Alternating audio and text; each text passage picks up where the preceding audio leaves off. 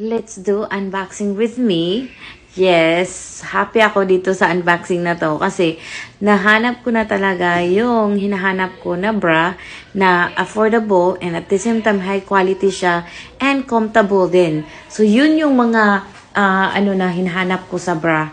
So finally, nakita ko si seller na nagla-live ng bra nito. And nagustuhan ko, ang daming good reviews. Ayan. And hindi ako nagkamali. Worth every penny talaga. Kasi this is the bench bra. Yung bench na brand na bra. Ang ganda pala talaga niya. Ang ganda ng quality. Super kapal. Tapos,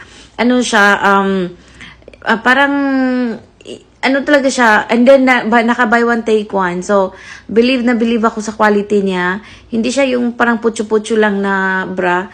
Ang ganda ng quality talaga. Kaya ilagay ko yan sa yellow basket para matry nyo na din. Ang dami kong binili. 4 yung binili ko nito kasi sobrang ganda.